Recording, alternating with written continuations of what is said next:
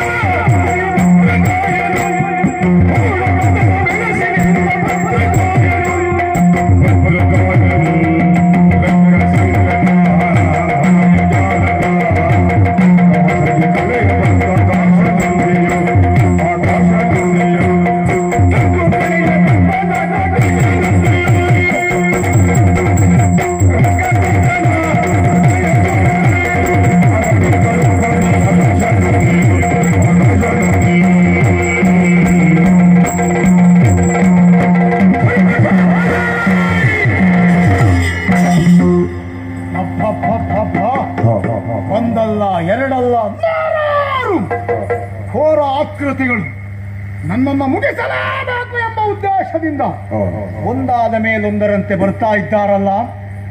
ಅಣಿಮಾದಿ ಅಷ್ಟಸಿದ್ಧಿಯಿಂದ ನಾವು ಯಾವುದೇ ಸಾಧನೆಯನ್ನು ಮಾಡಿದ್ರು ಅದಕ್ಕೆ ಪ್ರತಿರೋಧವನ್ನು ಒಡ್ತಾ ಇದ್ದಾರೆ. ಈಗ ಬರ್ತಾ ಇದ್ದವ ಆಕಾಶದಲ್ಲಿ ಹಾರ್ತಾ ಇದ್ದಾನೆ.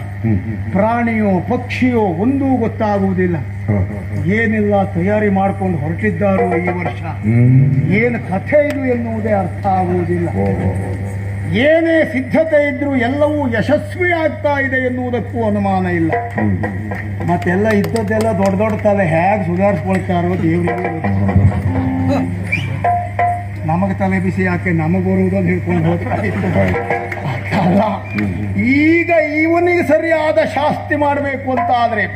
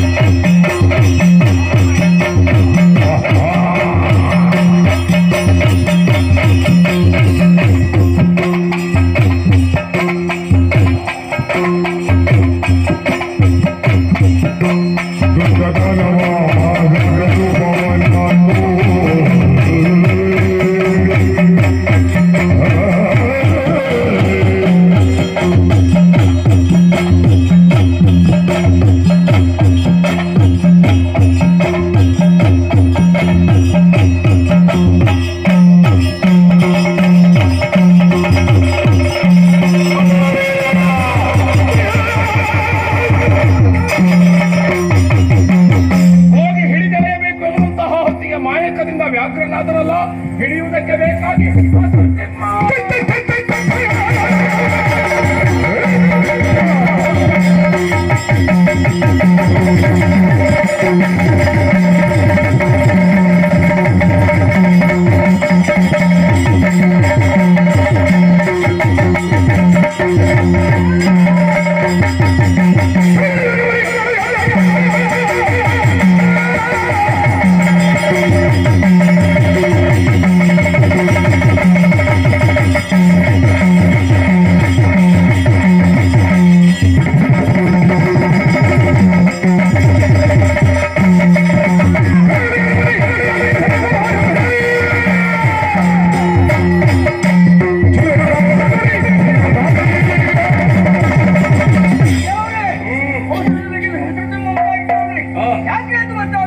ಮಗನೇ ಹಸರ್ ತಿಮ್ಮ, ನೋಡು ಆ ಗಂಜರಾಸುರ ವ್ಯಾಘ್ರ ರೂಪವನ್ನು ತಾಳಿದ್ದಾನೆ.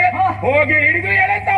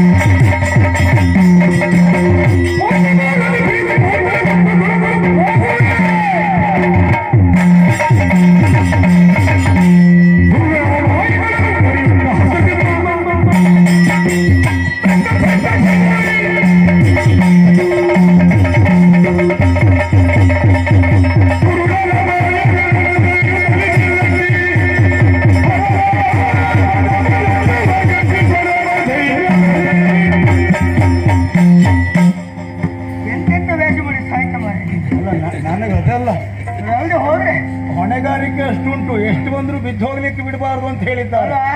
ಆ ಅದೆಲ್ಲ ನನಗೆ ಆಶ್ಚರ್ಯ ಆದದ್ದು. ಏನು ಎಷ್ಟೆಷ್ಟು ದೊಡ್ಡ ತಲೆಗಳೆಲ್ಲ ಬಂದರು ನನ್ನನ್ನು ಹಿಡಿಯುವುದಕ್ಕೆ ಬಡಿಯುವುದಕ್ಕೆ. ಎಲ್ಲರೂ ಸೋತು ಸುಣ್ಣವಾಗಿ ಓಡಿ ಹೋಗಿದ್ದಾರೆ. ನೀನು ಸುಲಭವಾಗಿ ಹಿಡಿದು ಬಿಟ್ಟಿಯಲ್ಲ ಪುಣ್ಯಾತ್ಮ. ನನಗೀಗ ನೋವೇನು? ಏನು ಅಷ್ಟು ದೊಡ್ಡ ತಲೆಗೆ ಸಿಕ್ಕಿ ಬೀಳದೆ ಇದ್ದು ನಾನು ನಿನ್ನ ಕೈ ಸಿಕ್ಕಿ ಬೀಳುವ ಹಾಗೆ. ಯಾರು ನೀನು? ಎಲ್ಲವರಿಗೂ ಕಣ್ಣು ತಪ್ಪಿಸಿದೆ ಅಂತ ಹೇಳಿ ನನಗೆ ತಪ್ಪಿಸ್ಲಿಕ್ಕಾಗ್ತದೆ ಅಂತ ಮಾಡಿದ್ಯಾ?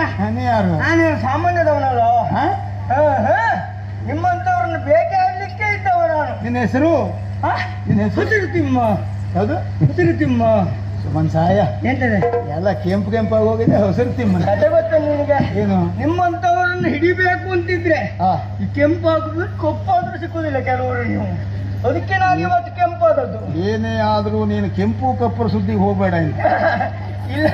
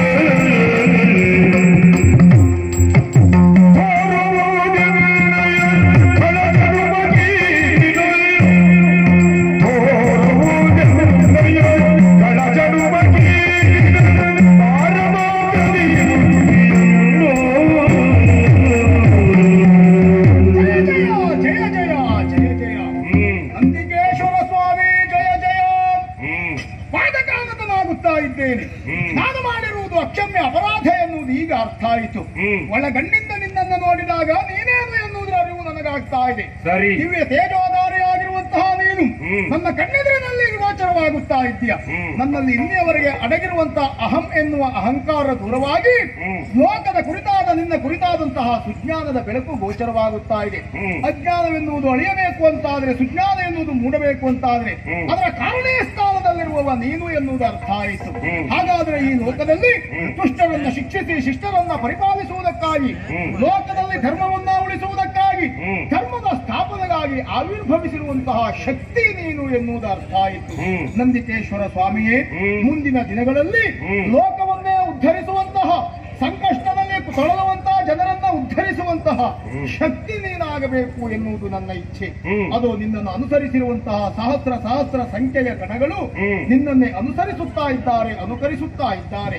ನನ್ನಲ್ಲಿರುವಂತಹ ದುಷ್ಟತನವೆಲ್ಲವೂ ಒಡೆದು ಹೋಗಿದೆ ಭಗವಂತ. ಇನ್ನೇನು ಬೇಡ ಎನ್ನುವ ನಿರ್ಧಾರಕ್ಕೆ ನಾನು ಬಂದಿದ್ದೇನೆ. ನನ್ನನ್ನ ಕ್ಷಮಿಸುವುದರ ಜೊತೆಗೆ ನಿನ್ನಲ್ಲಿಯೇ ನನ್ನನ್ನು ಐಕ್ಯನಾಗಿಸಿಕೊಳ್ಳಬೇಕು, ಮೋಕ್ಷವನ್ನು ತೋರಿಸು.